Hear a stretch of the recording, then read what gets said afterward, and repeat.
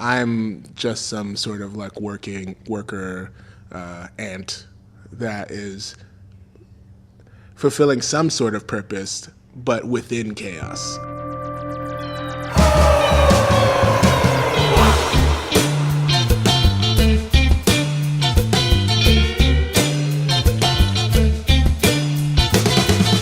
This is Joe Wong. Welcome to the Trap Set, where each week we explore the lives of drummers. I want to play something for you.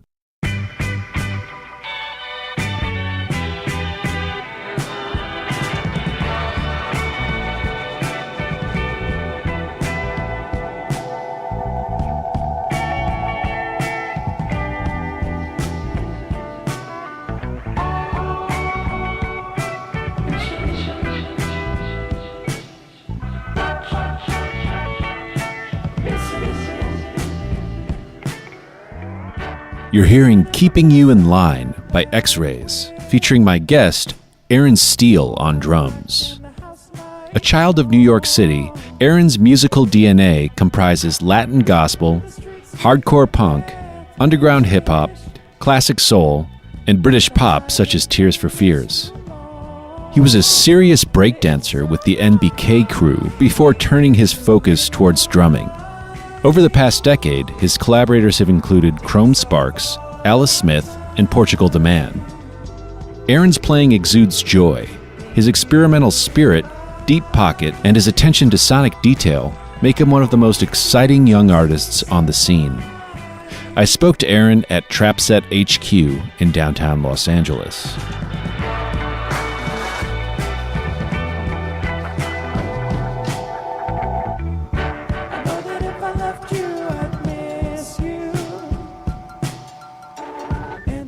And now my conversation with Aaron Steele.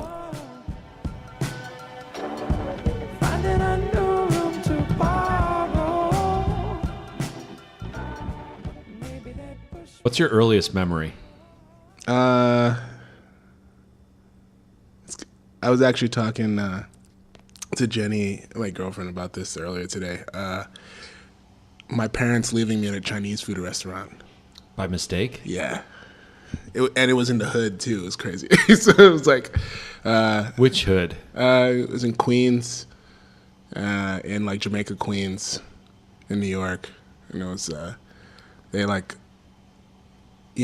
basically they got the order and then they left me at the Chinese food restaurant, and I was just like standing at the window watching them drive away. And then like maybe like 10 minutes later they came back, but it was kind of long. I wonder what was going on with them. I don't forgot know. They had a kid for a minute. Yeah, probably. I mean, like my parents are like pretty amazing people, but they're always preoccupied with like something else. So Are you that way? Are you always preoccupied with something? No. I usually try and be pretty present with whatever I'm doing or whoever I'm with, but sometimes it's a little hard, but for the most part, it's pretty good. Yeah. When do your memories become more consistent? Probably around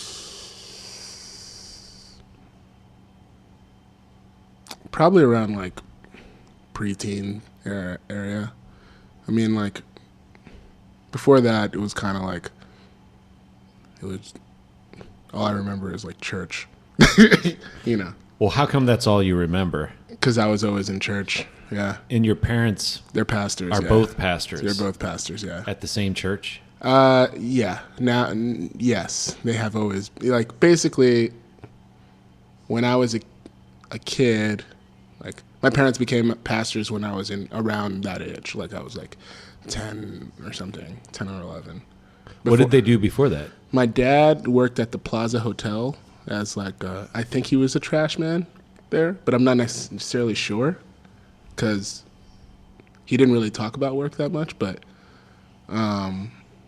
he worked there. And then my mom was a nurse, and that was, and then one day they just, had a calling from God, I guess, Did they describe it to you? Yeah.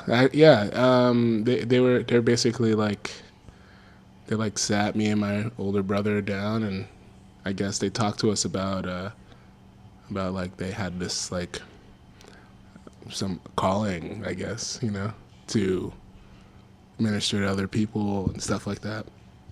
It was them being pastors is like a big point in my life. It's like shaped a lot of stuff for me, but yeah. I don't know. So when your parents left you at the Chinese restaurant, were they with your brother? I believe they were. So just the whole family? Yeah, they just skipped out. Yeah. Yeah. What does your brother do these days? My brother, me and him don't really get along, but I mean, he's a cool dude. But I think he's, from what I remember, the last time we talked, he was like in ministry as well. But he's also a really amazing drummer and music producer in general. He's really good at music. But like we don't really keep in touch. It's kind of like a... Like how often do you talk? I haven't talked to him in a couple years, honestly. But do you get in fights, or is it more that you just don't have common ground? I don't know if it's fights. Opposing worldviews? Yeah, maybe. And also, like, at least in my head, the way it's worked is like either he kind of comes at me with this like I'm living my life kind of wrong thing, but then he'll like use me as like a cool factor of like, oh, my brother's like this really dope musician in LA, and like people like randomly text me like, yo, I met your brother. Where do they meet him? Because he's a musician, so like sometimes he'll end up doing stuff with some people. It's like, oh, yo, I met your brother. Yo, why didn't you tell me you had a brother? I was like, oh man, I don't really want to go into this, but no, I mean not right now, but I'm talking about like, I was like, I don't really want to text this to you, right? But yeah, people just assume that if they meet your brother that you guys are cool. Yeah. I mean, and he's a great dude, honestly, but we just have like way different perceptions of like what's cool and what's cool and what's not. It's like, yeah, I don't know. It's like it's hard. Yeah. Family is hard. It's a hard thing. Well, what kind of music was on in the house when you were a kid? Oh man. So, I mean, like in my family, like I didn't really grow up with the Beatles like most people did. I grew up like, like James Brown and like Bill Withers was like our Beatles. Mm. But then like a lot of really shitty like MIDI like Latin gospel music. But it was really bad. Like, there's, or like, just a lot of like really bad Christian music. There's a lot of that. Like, why Latin gospel? Do your parents speak Spanish? My parents are from Panama. Okay. So, basically grew up. You're basically Billy Cobham is what you're saying. Yeah. Although like my uncle has this story about, basically him and Billy, I think they like hung out a bunch back in Panama, and my uncle has like I'm not sure if it's actually true, but he says that Billy gave him a Vistalite drum set. Okay. But Billy's moved to New York when he was like a little kid. Yeah, I mean, I don't know. So like I'm just saying, this is what my uncle told me. Were you a believer? Oh yeah, hardcore. Yeah. Are you still? No, not in the same sense. Well, okay, so explain to me in what sense you were a believer. I believed that there is a God and that every action I took had something to do with whatever grand plan he had or she. I mean, at the point, I had no idea. It was a big concept, but basically, like, God had a plan for me, and I had to adhere to his rules as strictly as I possibly could, or else I would end up in hell. That's basically, you know, where it ended up at, you know. Did you have feelings of elation when you were reading the Bible or attending church? Maybe at some points, but in my head now, like thinking about it, I think it's pretty. I think a lot of that is just like pure emotion, you know, like you're around a bunch of people who believe a similar thing to you.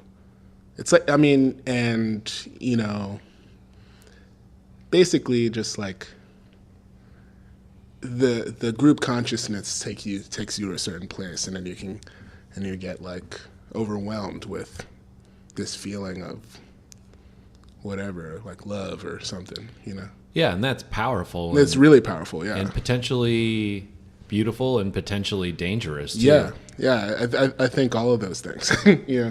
I actually think that essentially, I think religion is not, there's nothing inherently wrong with religion. I think that people use the power of religion in order to do bad things, or in order to treat people as outcasts when they really shouldn't, you know. Because even the teachings of the Bible, or actually I think of most faiths, is pretty all-inclusive.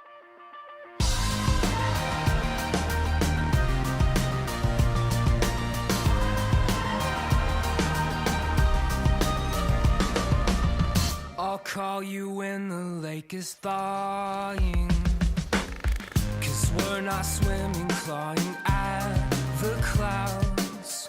And if we're talking, then let's use our mouths, our mouths, our mouths. Speak using patterns amplified by sound.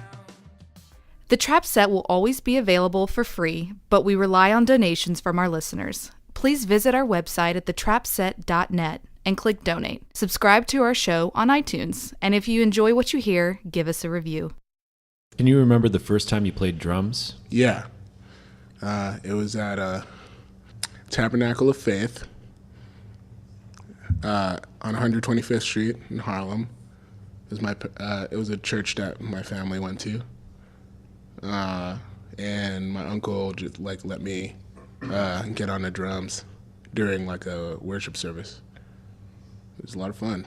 Yeah, what do you remember feeling? I was like, oh man, I'm playing some drums. I mean, it wasn't.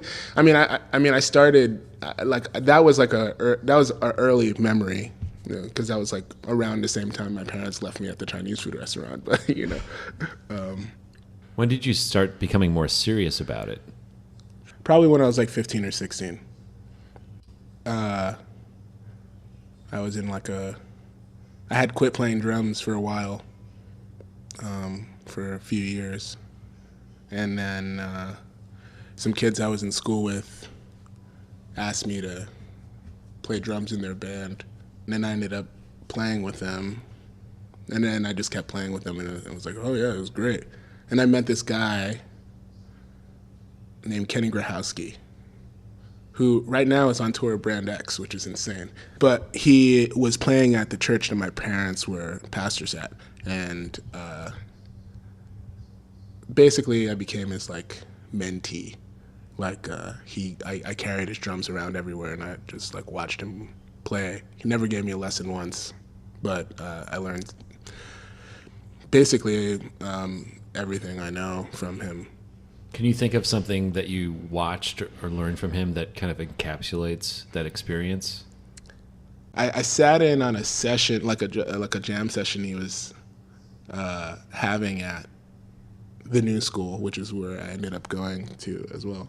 But he and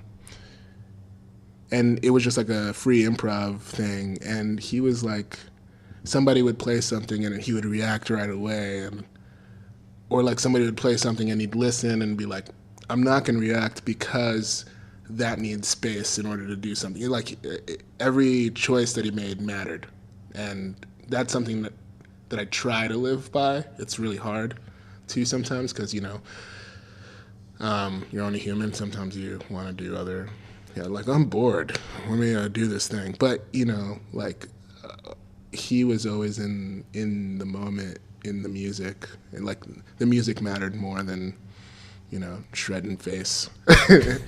and that was like a really big deal for me. Growing up in New York, did it feel like anything was possible? I tell people a lot that growing up in New York is like living anywhere else, because it's the only thing you really know.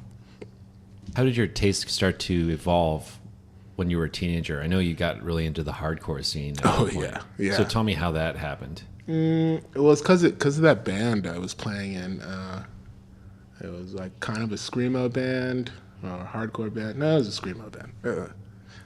It was a kind of like a screamo band called Single Effect Theory, and everybody, and it was kind of around that time when like Thrice was coming into prominence, and I don't know, like that's a band I still love to this day. Or like, shout out to Riley. Yeah. I don't know him, but I'd love to drum jam with him one day. Or like, I mean, one of the first albums I ever bought with my own money was In Casino Out by At the Drive-In, and like that was like a big deal for me because. When did that come out? 97, 98? Yeah, but I bought it like I bought it kind of late because I bought it from Norm's Music in Manhattan, like in the dollar pile, because the album cover had satellites on it, and I'm a sci-fi geek, so I was like, oh, that looks cool, you know, and you know, I didn't have my own money for like years, so it was pretty late in the game, but so I was probably like an early teen during that time, or a preteen or something. What did the hardcore community represent to you? Straight up emotion, just like, I mean, coming from church, like there was the way church was for me, and church music was highly prominent in my life, so that music was like, that was at the beginning, or like when Kurt Franklin was getting really popular, so it was like, you know, Marvin Smitty Smith is amazing, but it was like pretty shreddy still, you know, like it was like the beginning of that thing. And then like At the Drive-In did not care. Like, I mean, like no shade on Paul, but like his time might not have been amazing on something, but it, like the emotion that was behind every note, like changed like the way I thought about, oh, music doesn't need to be this like super linear crazy thing. It could be like, I don't really know what I'm doing, but it means something more and more to me than anybody else.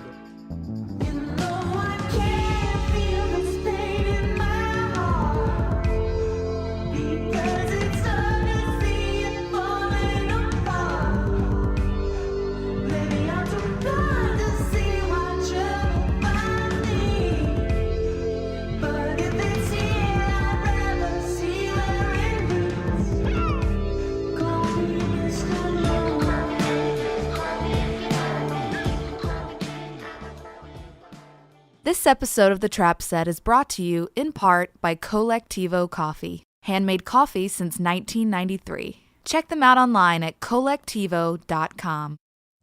I was having a lot of questions about, this is like fairly recently, like maybe like, I mean, it's like 10 years, which is, I mean, I'm not that old. How old are you now? I turned 30 next week. Okay.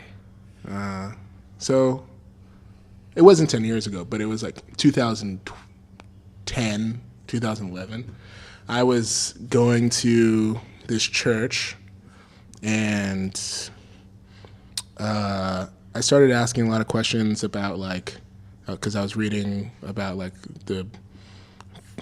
it took me so long to figure out the forming, like, oh yeah, like the Bible was put together by this council of people in Rome when, you know, because the Bible was a bunch of pieces that were just getting passed around by like little, there were like little sections of it were just getting passed around by everybody at the time.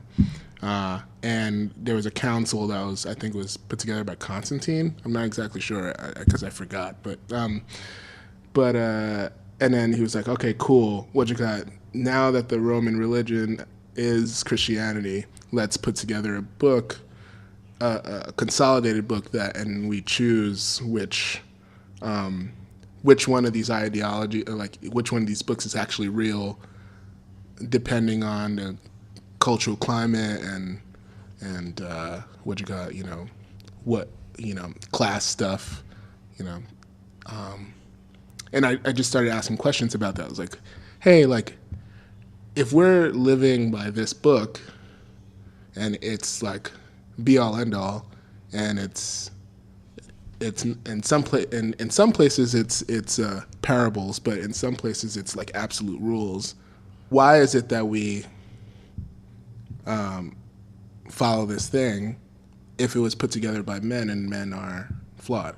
Like, and I just I was having this conversation with my parents. I was having it with my minister at church, my pastor at church, and my parents would talk to me about it. They would have like real conversations with me about it, and like that's something I'm really appreciative of them about.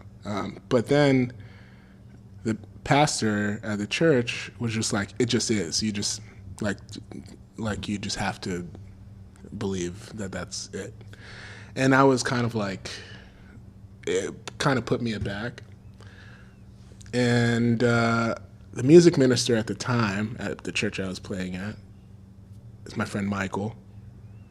And then our other friend, Rob, we would just go out around that time and just like talk about everything and just like basically just get hammered and just talk about like all of our thoughts on faith and whatever. And I think that we all went in completely separate directions on the thoughts, but we're all still really good friends, so like it worked out. Like one dude ended up like just being like, I don't believe there's a God at all. And then I kind of ended up in camp where I think there's a God, but but I don't think they have anything to. I think that it's like we're ants in an ant farm, and he's just letting us do whatever we're doing. And then, well, ants don't necessarily have free will, right? Because they're part of like a colony, and a hive mind. Do you think that you have free will? To some extent, but I think that what you got, like, I'm just some sort of like worker ant that is fulfilling some sort of purpose, but within chaos. I don't know if that makes any sense, but like, I mean, I'm doing what it is I'm supposed to do, but it's not like I don't think it's like a necessarily preordained point. I think that me choosing to do what I'm doing is already like that's the point, you know. Purpose could also be described as the way that we classify our behavior. To us, there might seem to be a purpose, and to someone else, there might seem to be no purpose or a completely different purpose to what we're doing. Yeah, I mean, it's all in the eye of whoever's viewing the situation. It's like, I don't know. I mean, honestly, I'm just some dude who just plays drums sometimes, and so I'm kind of like, so I kind of think I think about this stuff a lot, but I also like dismiss my own my own thoughts on it regularly. So it's whatever. Previously, I've always had like some sort of weird blow up at basically every church I've gone to, and like, how would that manifest? I don't know. Like somebody like at that church, basically, you know, there was a situation where I was like, you know, I was asking all these questions, and then they were doing like some church stuff, and I was like, oh, I'd like to go to that. And they're like, oh, like, I mean, why do you care about that? You're just a musician. It was like, because they were paying me to play at the church. And I was like, oh, but I'm also a member. And they were like, oh, yeah, I mean, like, but you're like a musician. Like, we just pay you to do this thing. So I was like, okay, well, you guys think that because you guys pay me to be here, that I don't care. And if I don't, and because I'm a musician, they were kind of discriminating based on the fact that my job was they're like, oh, because you do all this other stuff that's not Christian. And it's like, well, just because I play at a bar every once in a while, it doesn't mean that, what you got, I'm like living my life all crazy. Well, also playing at a bar is not necessarily unchristian by any means. No, I know, but depending on like what sect or what sort of denomination within the Christian faith, like in my family's view, like this is like a really good example. I got like I got roofied once, right? And at church? No, not at church. I was playing a gig at the Blue Note in New York, and I had just come back from a tour with this like Macedonian smooth jazz artist, and I hadn't gotten paid for the tour, and I was dead broke. And then we did that show at the Blue Note, and then directly after that gig, he gave me all this money for the tour in cash. And then this is a weird story, but anyway, gave me all this money in cash, and I went to a bar because all the money was in hundreds, so I needed to change it in order to get some food. I got a drink, maybe two, and then somehow I just like straight up blacked out, and I got into a cab. Anyway, long story short, I got robbed. But I was also like really messed up because of like somebody had roofied my drink, and then next morning I was like in really bad shape. I got like beat up and all this stuff. But wait, so somebody roofied you and stole your money and beat you up when you were out of it? Yeah, it was super crazy. But then next day, I emailed my parents because I didn't have a phone, so I couldn't call them, and I just told them what was up. Hey, I went out, I got a couple drinks, and I got like really messed up, and they're like, my parents just didn't understand. They couldn't even fathom the idea of having a drink. Like they were just like, you got yourself into that situation. It was super like it wasn't like they came down and like made sure I was okay and everything, but it was like...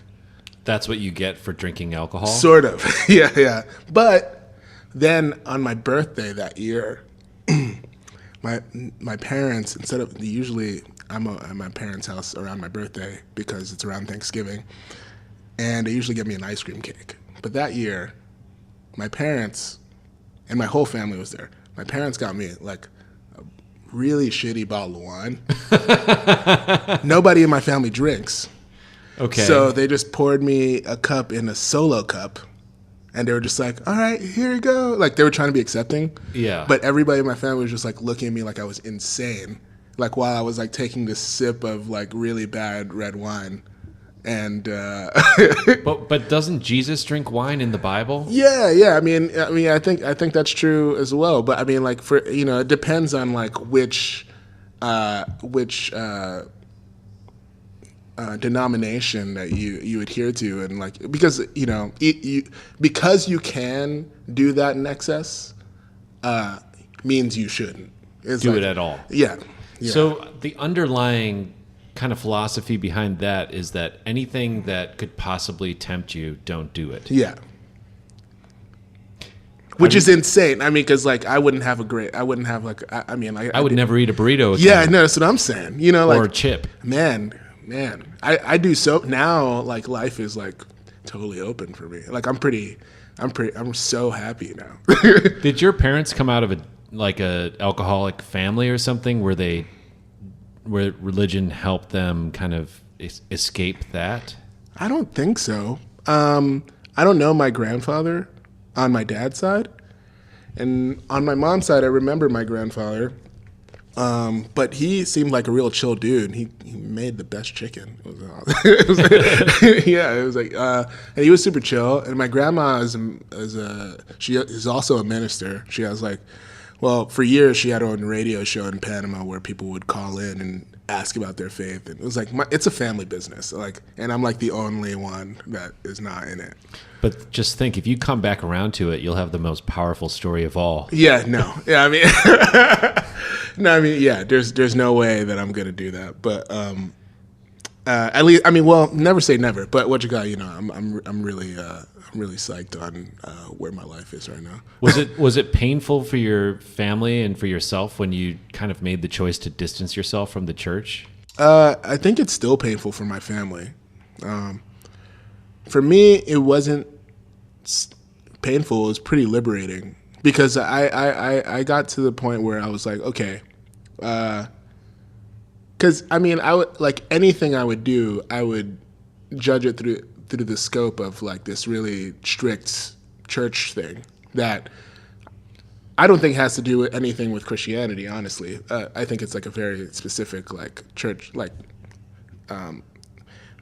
church human thing, you know. Even though I think living your life by a rigid set of rules has benefits, no matter what those rules are. Like having a structure and a discipline, I mean, to a certain extent. I mean, I agree with that because my life's kind of a mess now, but like not in a crazy way, but like I was much more organized with most things. Like I don't know how to do normal people things anymore, but I mean, luckily I have like a really amazing girlfriend who helps me out with all that.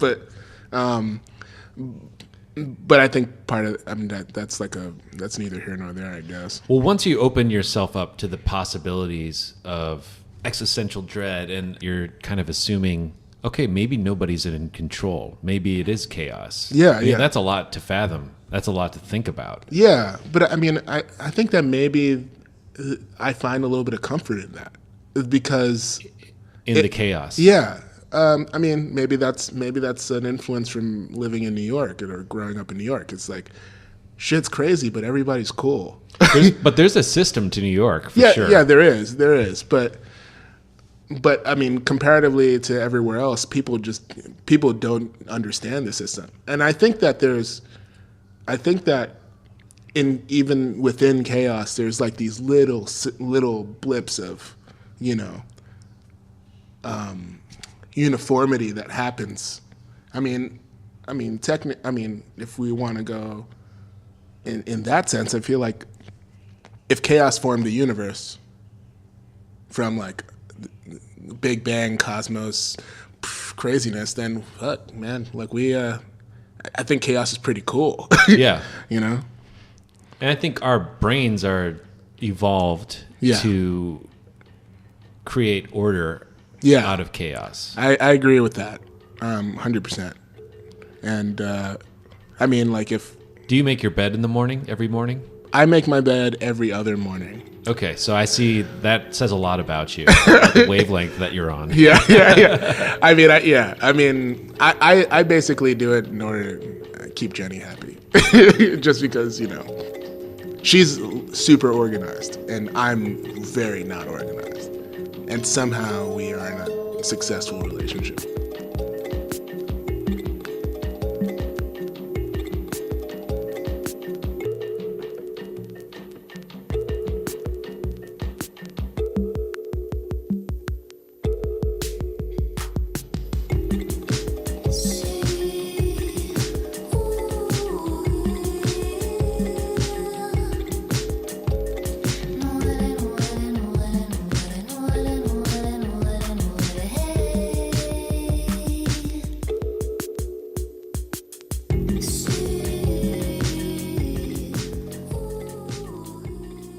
What was the first band that you were in where you felt really proud of the music that you were making? It's hard. Why? Because you don't feel proud of stuff? There's stuff that I don't feel proud of, yeah. Maybe, unfortunately, because it ended so badly, I'm sort of proud of the Fences record. When you say it ended so badly, how did it end? Chris is kind of a crazy person, like a chaotic person. He's a chaotic. I think he's a psychopath. Okay. Like, actually, I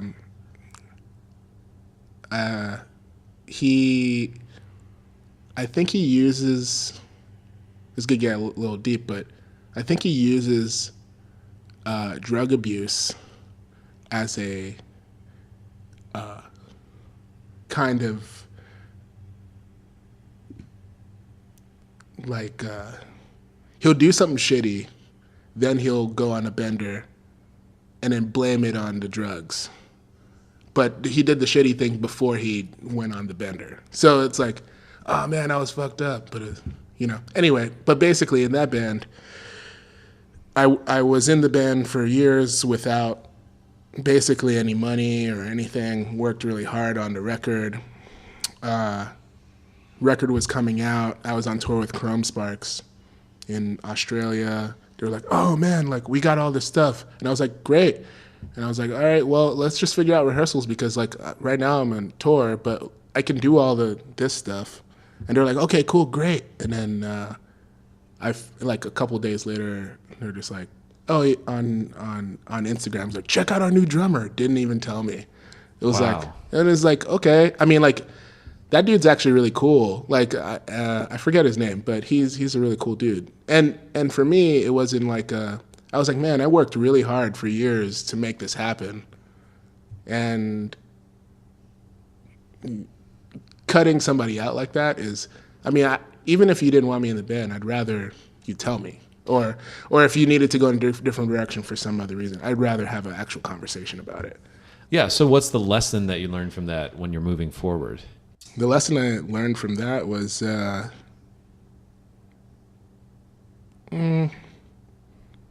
don't think I learned any lessons from that. I just like the only lesson is like if there's a red flag, just like check it out. Did you feel something in your gut before that happened? A little bit, yeah. Do you think that you would be more savvy in spotting a psychopath or a sociopath now? Yeah.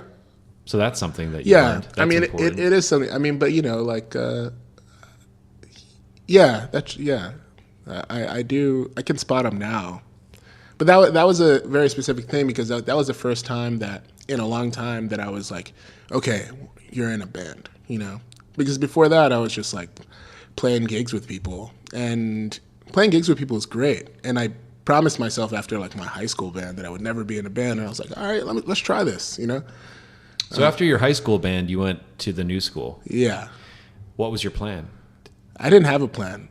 I went there because after my high school band, I was going to be, like everybody was like, if you're going to be a professional musician, you need to go to school. And I was like, is that true? But I didn't know any better. So I went to the new school. It was an absurd amount of money. And I dropped out after a year because basically one of the teachers, I asked for a scholarship because I was doing all right in school and I was playing with one of my teachers and paying for school. And I was like, I need some money, like anything.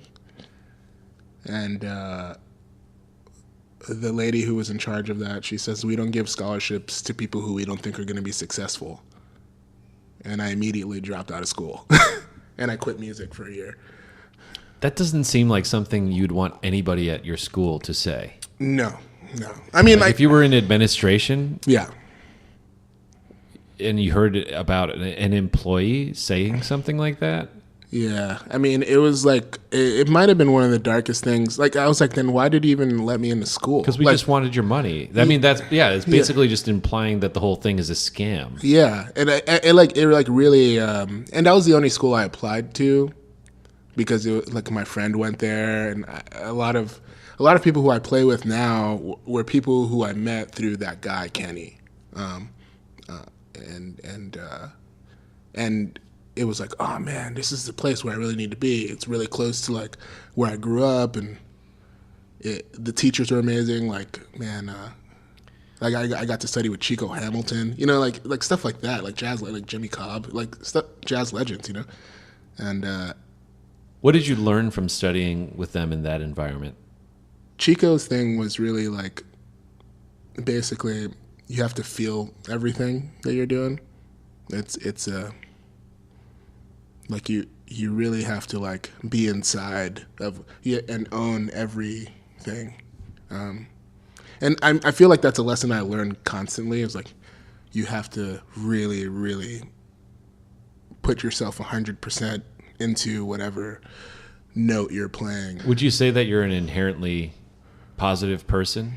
Like, have you gone through periods of deep unhappiness? Oh yeah, I definitely have gone through deep unhappiness. So what did you do to get out of that? I thought about stuff a lot. I'm always analyzing myself, but not in a way like that is like, I need to do this and I need to do that. It's more like, why was I pissed off about something, or why did I do this, or why did I do, like, is it something that I should change? You know, I constantly do that because, I don't know, I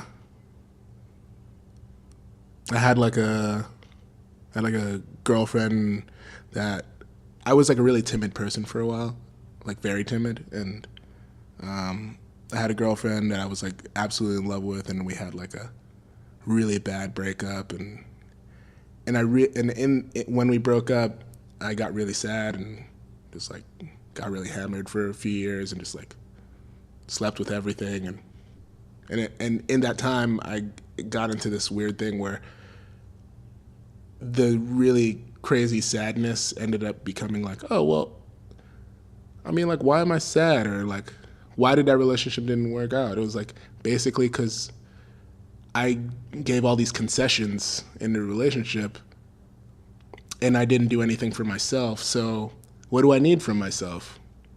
And it just became like this constant conversation that ended up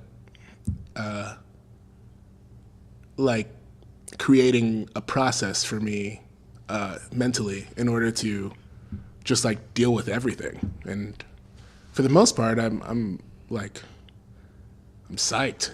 It's like a pretty, like I end up in some situations of like, oh man, that's really frustrating. But at the end of the day, like I was like, why is it frustrating? Oh, is it because this person sucks? Well, you don't need to hang out with that person anymore. Do you feel pretty confident that the work is going to keep coming?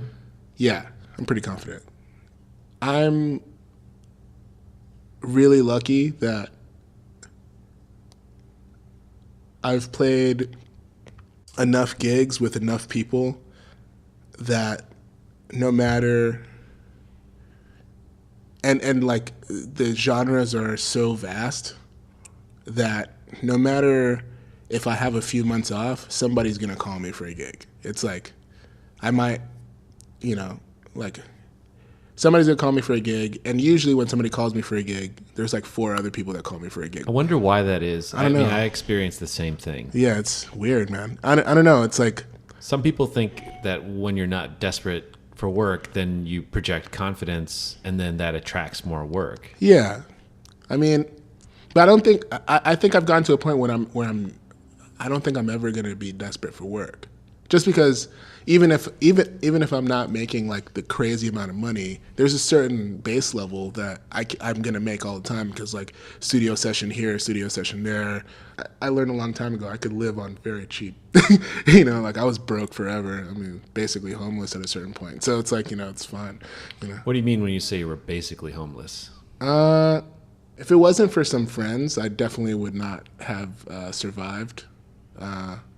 Really, just because like I was like super broke and I was trying to do the music thing. Like I was sleeping on a friend's couch for months, like with my drum set next to me, and I would just go out for gigs, and then like one gig led to another, and then my career like actually got off the ground, and that was like a big deal, Did you know that it was going to get off the ground even when you were sleeping on people's couches? I believed it did. I had to. I mean, somebody told me a long time ago, if you have a plan B, then you're always going to fall back on it. Yeah. Have you ever doubted your love for music? Yeah, 100%. I've had that several times in my life. I'm kind of in a weird doubt point right now, but it's just like I'm just like doubting myself because I'm realizing I'm really lazy. Like, what does that mean? Just like waking up and like was like, oh man, maybe I should make some music today. Literally today I did nothing, like at all. But I mean, it's okay to take breaks, but You did an interview for the world's #1 drummer podcast. Yeah. I mean, but that's something. Yeah, that is something, I mean, like, I've kind of been in, I guess, a more listening space. So as somebody who analyzes yourself and thinks a lot, is there a certain recurring thought that goes through your mind on an average day? Do you find yourself thinking about something in particular a lot of the time? I think my thoughts are pretty chaotic, but even though I think about everything, I mean, I think about chaos a lot. It's like, I don't know, it's like, well, like when stuff happens, I'm like, oh, man, shit's crazy, but whatever, let's roll. Is there anything else about your life that you want to talk about, or something that's going on right now? Maybe I just want to say, I mean, for anybody listening, if anybody tells you you can't do something, don't ever believe them. Because, in my life, a lot of people kind of just said random stuff to me, like, oh man, you're not really that good or whatever. And if I believed them, I wouldn't be where I am now. And was there a period when you believed them? Yeah, there's big. I mean, I quit music because a person told me I wasn't gonna have a future. So this is after college. This is after college. I quit music for a year. Then how did you get back into it? And one of my teachers, Rachel Z, she kept calling me to play with her. And yeah, and this other guy, Marcus Baylor, who was a drummer in the Yellow Jackets, I bumped into him at I was a doorman for a while, and he was asking me what I was doing there. I was like, I don't know, man. He was like, you should just quit right now. I was like, shit, man, I don't think I could do that. Did you do it? Yeah, I did. You just quit your job? Yeah.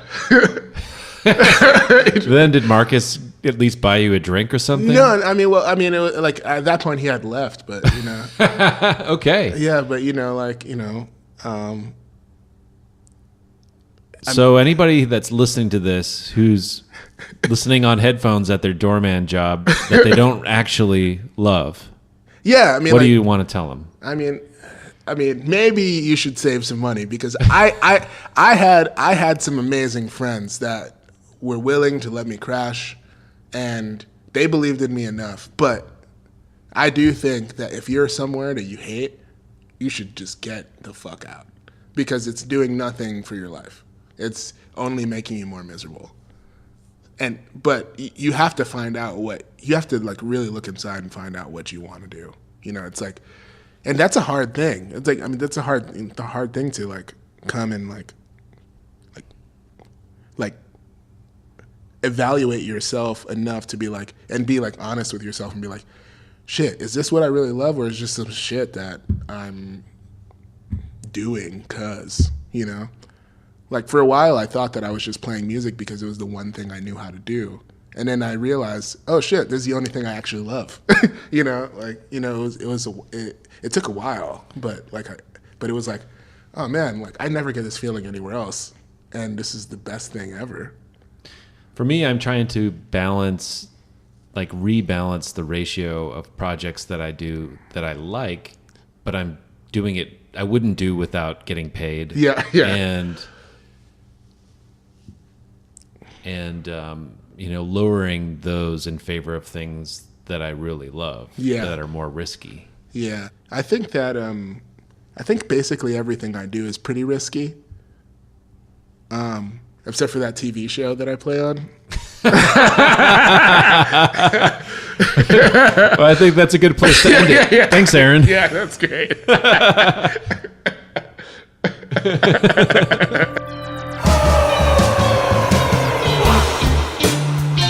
The Trap Set is produced by me, Joe Wong, along with Chris Karwowski, who also edits the program. Follow us on Twitter, Instagram, and Facebook at The Trap Set, and visit our website, thetrapset.net, to subscribe to our show for free. If you enjoyed what you heard today, please donate to our show. If you can't afford to donate, please tell a friend and give us a good rating on iTunes. Send your feedback and guest requests to thetrapset@gmail.com.